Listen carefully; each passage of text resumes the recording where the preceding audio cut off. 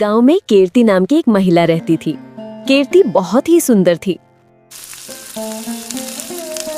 वो इतनी सुंदर थी कि आसपास के गांव तक उसकी सुंदरता की चर्चाएं होती थी। हर रोज गांव के महिलाएं कीर्ति की सुंदरता को देखने आती थीं। कीर्ति का पति सुहान एक मछुआरा था।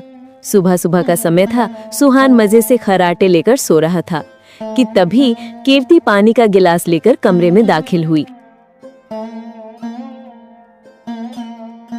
अरे, ये आदमी तो मजे से खर्राटे लेकर सो रहा है। क्या अकल घास चरने गई है? अरे, सुबह हो गई है, काम पर नहीं जाना क्या? अरे कीर्ति, तुमने तो सुबह सुबह पूरे कपड़े गीले कर दिए। अब मैं इस हालत में काम पर कैसे जाऊं? मेरे पास पहनने के लिए दूसरे कपड़े भी नहीं हैं। हाँ, बड़े कपड़े गीले हो गए हैं। अरे, तुम मछुआरे हो, मछली पकड़ने पानी में जाते हो, तुम दफ्तर में नहीं। और कान खोल कर सुन लो, आज भी अगर खाली हाथ घर लौटे तो मैं घर छोड़कर चली जाऊंगी। इतने में सुहान किचन में नाश्ता करने जाता है। किचन में जाकर देखता है कि वहाँ कुछ भी नहीं है। फिर वो कीर्ति की तरफ आता है और आकर कीर्ति से कहता है,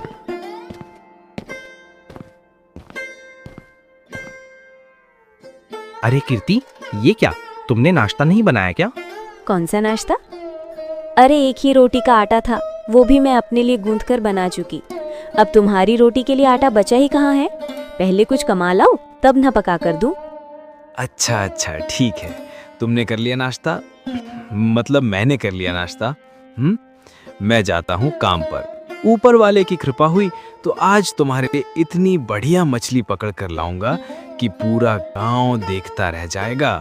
हाँ, तुम्हारे बस बातें ही हैं। घर में आटा नहीं है, तुम मछली पकड़कर मंडी ले जाना और बेचकर आटा लाना।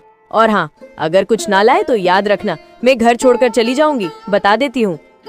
सुहान अपनी पत्नी से बहुत मोहब्बत करता था। वो कभी भी नहीं चाहता था कि उसकी पत्नी उसे छोड़कर जाए। सुहान की जिंदगी ऐसी ही थी। आज भी सुहान एक उम्मीद के साथ नाव पर अपना जाल लेकर बैठा और निकल पड़ा।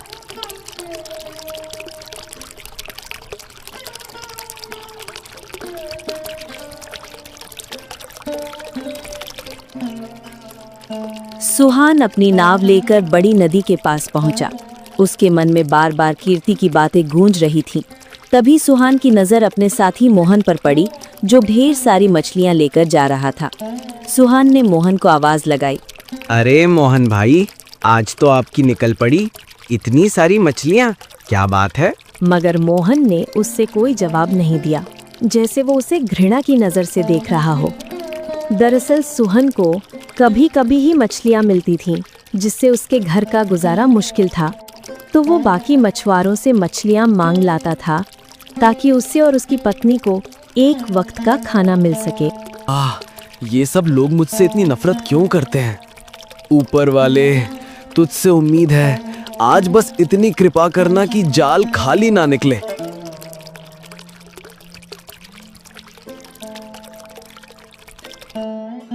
काफी देर इंतजार करने के बाद जब सुहान ने पानी से जाल निकाला तो वो खाली था। ये क्या, जाल तो बिल्कुल खाली है। अरे मेरी तो फूटी किस्मत, कैसे दिन तो साथ दें। फिर से जाल डालकर देखता हूँ। सुहान ने फिर से जाल पानी में फेंका और फिर इंतजार करने लगा। काफी देर इंतजार करने के बाद जब सुहान ने जाल निकाला तो उसमें एक छोटी सी मछली थी, जिसे देखकर सुहान बहुत खुश हो गया। आहा, छोटी सी मछली ही सही, मगर कुछ तो हाथ आया है, वरना आज भी खाली हाथ घर जाना पड़ता और कीर्ति बहुत नाराज हो जाती। चलो अब घर चलता हूँ। सारा दिन मछली पकड़ने के बाद सुहान को एक छोटी सी मछली मिल गई, जिसे लेकर सुहान घर की ओर चल पड़ा। मैं एक मछुआरा हाँ, छल्ला रहा, मछली पकड़ने पानी में जावम। आज सुहान के चेहरे पर एक मुस्कान थी। खरती उसे देखते ही समझ गई कि सुहान को आज मछली मिली है। देखो कीर्ति, मैं क्या लाया हूँ। आज खाने का इंतजाम हो गया है। आज हमें भूखा सोना नहीं पड़ेगा। ये तो एक छोटी सी मछली है, मगर आटा कहाँ है? मछली के साथ क्या खाएंगे हम? तुमने पूरे दिन में बस ये छोटी सी मछली पकड़ी है। सारा दिन कोशिश करता रहा हूँ, मगर बस यही मिली है। तुम ये खा लेना, मुझे वैसे भी भूख नहीं है। हाँ, बिल्कुल सही कहा तुमने। तुम्हें अगर भूख लगती है तो तुम क्या सारा दिन सिर्फ एक मछली पकड़ कर लाओगी? नहीं नहीं, जबकि तुम्हारे साथ काम करने वाले मछुआरे बहुत सारी मछलियाँ लाते हैं। अच्छा, रहने दो, अब इतना ही काफी है, हम दोनों ही खा लेंगे, मैं पका कर लाती हूँ। वे दोनों अभी आपस में यही बातें कर रहे थे कि अचानक से गोलीबारी की आवाज आने लगी। अरे कीर्ति, ये किस चीज की आवाज है? अरे यहाँ खड़े खड़े मुझसे पूछोगे या बाहर जाकर भी देखोगे? अरे ओ मछुआरे, बाहर निकल। मैं कहता हूँ बाहर निकल, वरना घर में घुस कर मारूंगा तुम्हें। बाहर निकल।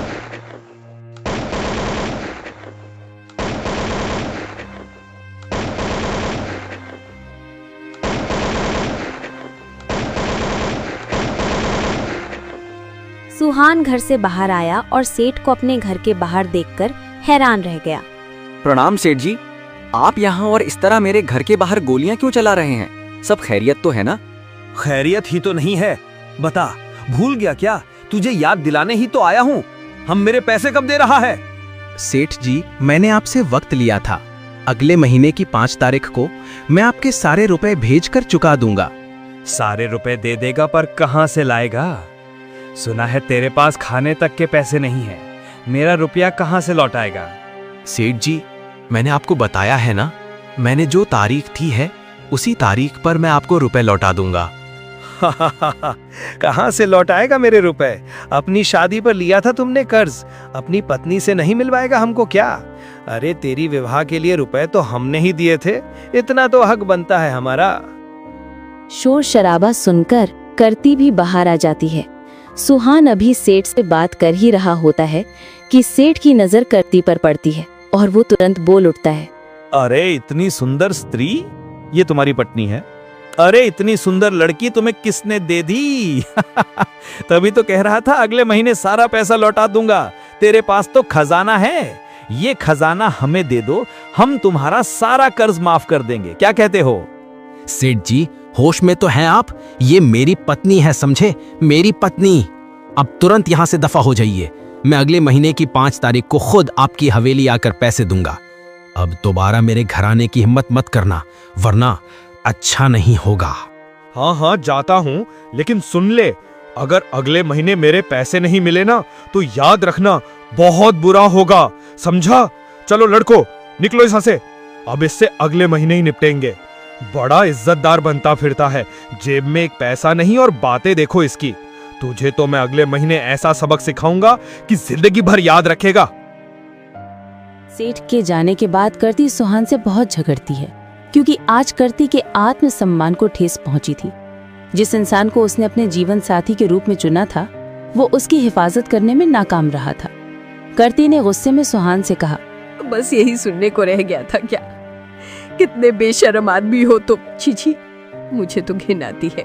वो सेठ अभी क्या कह कर गया था? तुम डूब कर क्यों नहीं मर जाते? मुझे माफ कर दो करती, मैं तुम्हारे काबिल नहीं हूं, खाने को भी नहीं दे सका, और तुम मेरी वजह से लोगों की ऐसी ऐसी बातें सुनने पर मजबूर हो करती। मुझे माफ कर दो। इतना कहकर सुहान बहुत परेशान होकर अपने घर से निकल जाता है। गरीब को एक दिन भी सुकून से खाना नसीब नहीं हुआ। सुहान के लाई हुई मछलियां वहीं पड़ी रह गईं। सुहान थक हारकर नदी पर बने पुल की तरफ चला गया। खामोश चलता रहा, न जाने उसकी जहन में क्या चल रहा था। मेरे पास अब जिंदा रहने की कोई वजह नहीं है। ऊपर वाले, मैं बहुत थक गया हूँ। मैं आत्महत्या नहीं करना चाहता, मगर मेरे पास कोई दूसरा रास्ता नहीं है। सेठ का इतना कर्ज चुकाना है और ऊपर से मैं अपनी पत्नी को एक वक्त का खाना तक नहीं दे सकता। क्या मैं इतना बुरा हो गया हूँ? तभी वहां से एक ठेले वाला गुजरता है। वो सुहान की सारी बातें सुन रहा होता है। सुहान को इस कदर परेशान देखकर ठेले वाला अपने ठेले से उतरता है और कहता है, अरे भाई, ये नदी बहुत गहरी है, यहाँ से अगर गिर गए ना तो तुम्हारी लाश भी नहीं मिलेगी। जरा पीछे हट जाओ। क्या बात है, बहुत परेशान लग रहे हो? नहीं नहीं, चलो, किसने मुझसे मेरी परेशानी के बारे में पूछा? वरना यहाँ हर कोई मेरी गरीबी की वजह से मुझसे बात तक नहीं करता। मुझे कितना दर्द होता है ये कोई समझता ही नहीं। वैसी नाउमीदी रखना अच्छी बात नहीं है। चलो बताओ, मैं तुम्हारी परेशानी सुनूंगा और जो कुछ भी मेरे बस में होगा मैं तुम्हारी मदद करूंगा। अब बताओ क्या हुआ? सुहान उसे सारी बात बताता है। ठेले वाला ध्यान से उसके हर शब्द सुनता है और फिर ठेले वाला सुहान से कहता है, देखो, जब बुरा वक्त आता है तो अच्छा वक्त भी जरूर आता है। मेरी एक बात याद रखना, हर इंसान का वक्त आता है और तुम्हारा भी जरूर आएगा। बस ये देखो कि बुरे वक्त में तुम्हारा साथ कौन देता है। बुरा वक्त कभी कभी इसलिए आता है ताकि तुम्हें ये सिखा सके कि कौन हर हाल में तुम्हारे साथ है और कौन सिर्फ दिखावे के लिए साथ देता है। और अगर तुम आत्महत्या कर लोगे तो तुम्हारी पत्नी का क्या होगा? इसलिए हिम्मत बनाए रखो, अच्छे वक्त के लिए मेहनत करो। मैं शहर जा रहा था, मेरी पत्नी ने मुझे बहुत बढ़िया खाना बना कर दिया है, रास्ते में खा लेना, तुम्हें मुझसे ज्यादा जरूरत है। और कुछ घर का राशन भी पड़ा है, वो भी तुम ले जाओ। सुहान उसकी मेहरबानी देखकर बहुत विनम्र तरीके से उसका धन्यवाद करता है। जहाँ सुहान से उसके साथी बात तक नहीं करते थे, वहाँ एक अजनबी ने उसे नई जिंदगी दे दी थी। सुहान बहुत खुशी खुशी सारे पकवान और राशन लेकर घर जाता है। सुहान की पत्नी बड़ी बेचैनी से उसका इंतजार कर रही थी।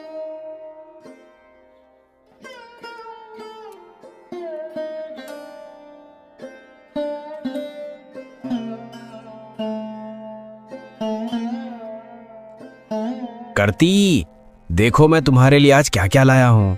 तरह तरह के पकवान हैं और घर का राशन भी लाया हूँ। ये सब तुम लाए हो? मुझे तो यकीन ही नहीं हो रहा। मतलब तुम्हारा भी अब अच्छा समय आने लगा है। बड़ी बात है, मैं तो बेवजह तुमसे झगड़ती रही। नहीं करती, ये सब देखकर बहुत खुश हो जाती है। इतना अच्छा खाना उसे बरसों बाद नसीब हुआ था। आज सुहान के घर में खुशी का माहौल था। अब कुछ दिनों तक सुहान को अगर मछलियां ना भी मिलती तो भी उसका गुजारा हो सकता था। इसी तरह कुछ दिन बीत गए।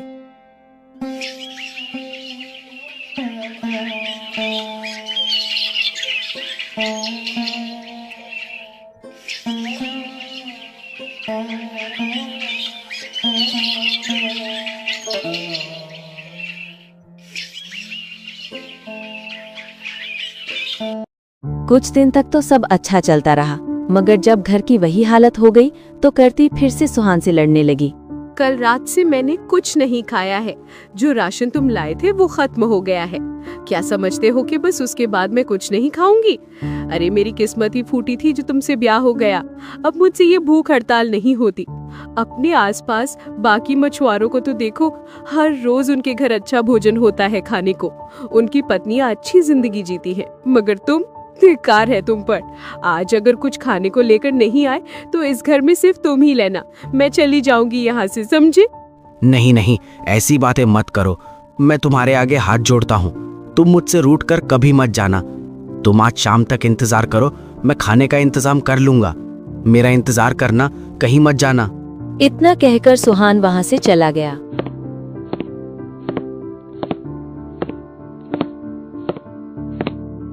सुहान आज बहुत परेशान था। आज अगर उसे एक भी मछली नहीं मिली तो खरती उसे छोड़कर चली जाएगी। यही सोचकर उसने जाल डाला। बस आज एक मछली ही पकड़ लूं। हे ऊपर वाले, बस एक ही मछली, नहीं तो घरती बहुत नाराज हो जाएगी। तू ही दया कर दे ऊपर वाले, आज तो मेरी किस्मत पर थोड़ी कृपा बरसा दे, वरना आज मेरा घर टूट जाएगा, मेरा सब कुछ चला जाएगा। हे ऊपर वाले, मेरी लाज रख ले। मगर कहाँ, सारा दिन मेहनत करने के बावजूद सुहान को एक भी मछली नहीं मिली। थक कर, निराश होकर जब वो खाली हाथ घर लौटने लगा, उसने देखा वहाँ एक बहुत बड़ी मछली थी और उसके साथ ढेर सारी छोटी छोटी मछलियाँ भी थी। ये देखकर सुहान हैरान रह गया। उसने ध्यान से अपना जाल फेंका। अरे बाप रे, इतनी बड़ी मछली तो मैंने आज तक नहीं देखी। इसे बेचकर तो 3-4 महीने का राशन आ जाएगा। आज तो मेरी कीर्ति कितनी खुश होगी। ऐसी मछली तो आज तक किसी ने नहीं पकड़ी होगी, दूर दूर तक किसी ने देखी भी नहीं होगी। वाह रे ऊपर वाले, आज तो तूने मेरी सुन ली। सोहन ने देखा कि उस बड़ी मछली के छोटे छोटे बच्चे उसकी नाव के साथ साथ तैर रहे हैं। ये दृश्य देखकर सोहन के दिल में दया उत्पन्न हुई। उसने कुछ देर तक उन नन्हे बच्चों को देखा जो अपनी माँ के चारों ओर तैर रहे थे, जैसे उसे छोड़ना ही नहीं चाहते हों। सोहन के मन में विचार आया कि अगर वो इस मछली को पकड़ लेगा तो ये मासूम बच्चे अनाथ हो जाएंगे। यही सोचकर उसके दिल में कोमलता आ गई और उसने कहा, मैं ये पाप नहीं कर सकता। मैं अपनी लालच के लिए मासूम बच्चों से उनकी माँ को छीन नहीं सकता। नहीं नहीं, मैं इस मछली को छोड़ देता हूँ। सोहन ने मछली को छोड़ दिया। मछली के बच्चे अपनी माँ से चिपककर बेहद खुश हो गए और देखते ही देखते सतह से गायब हो गए। सोहन भी परेशान होकर किनारे की ओर निकल पड़ा। तभी उसने देखा कि नाव में एक सोने जैसा बड़ा सा पत्थर पड़ा है। ये देखकर वो हैरान रह गया। अरे ये क्या? सच में मुझे यकीन ही नहीं हो रहा। ये तो कोई पत्थर लग रहा है, मगर चमक तो देखो जैसे असली सोना हो। नहीं नहीं, ऐसा कैसे हो सकता है? लेकिन अगर ये सच में सोना निकला ना, तो ऊपर वाले तूने तो मेरी किस्मत ही बदल दी। आहा, करती ये देखेगी तो खुशी से पागल ही हो जाएगी। सोहन जैसे ही अपनी नाव से नीचे उतरता है, वो अचानक गिर जाता है, जिससे उसकी जेब में रखा हुआ सोने का सिक्का भी गिर जाता है। उसे इसका पता ही नहीं चलता। इतनी देर से आए हो और वो भी खाली हाथ, एक मछली तक नहीं लाए। मैं यहाँ भूखी बैठी रहूं तुम्हारे इंतजार में? क्या मैंने अपना सामान बांध लिया है? सुबह होते ही मैं अपने मायके चली जाऊंगी। अरे अब तुम्हें कहीं जाने की जरूरत नहीं है। तुम्हें पता है, तुम तो खुशी से पागल हो जाओगी। मुझे सोने का पत्थर मिला है। हाँ लहरती, असली सोने का पत्थर। सोने का पत्थर कहाँ है? मुझे तो नजर नहीं आ रहा, जरा मुझे दिखाओ ना। जब सोहन जेब में हाथ डालता है तो वहाँ कोई पत्थर नहीं होता। जैसे ही वो ये देखकर देखता है, खरती और भी ज्यादा चौंक उठती है। झूठे इंसान, कहाँ है वो सोना? खाने तक को कुछ नहीं लाते और सपनों में सोना देखते हो। मेरे साथ मजाक कर रहे हो क्या? अब बस बहुत हो गया। तुम्हारे जैसे इंसान के साथ मेरी जिंदगी बर्बाद हो गई है। सोहन की किस्मत न जाने उसे एक पल की खुशी भी नहीं देना चाह रही थी। खरती लड़ झगड़ कर सो गई, लेकिन सोहन सारी रात परेशान रहा। उसके मन में बस एक ही सवाल घूमता रहा, आखिर वो सोने का पत्थर गया तो गया कहाँ? और फिर जैसे ही हल्की सी सुबह हुई, करती ने अपना सामान उठाया और अपने मायके की ओर निकल पड़ी। उसकी आंखों से गम और गुस्सा साफ झलक रहा था।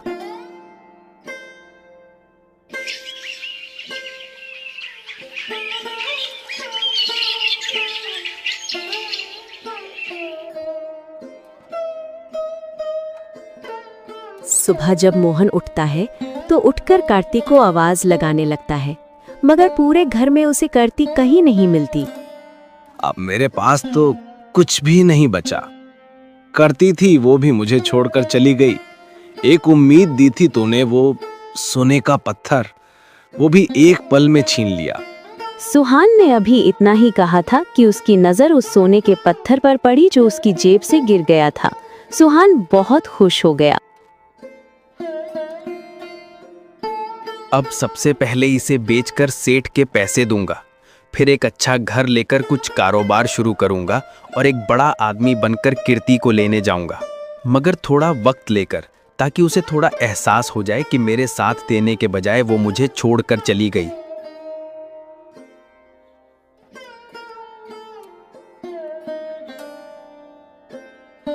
फिर इसी तरह काफी समय गुजर गया।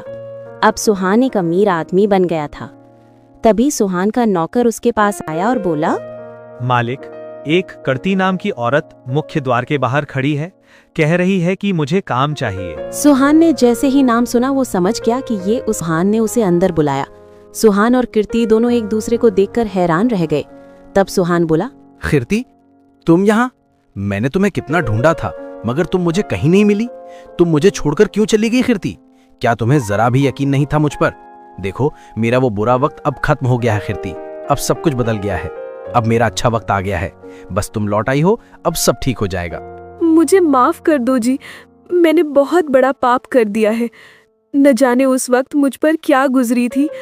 मैंने गलतियां की, बहुत गलतियां, मगर आज दिल से पछता रही हूँ। बस एक मौका दे दो जी, सब ठीक कर दूंगी।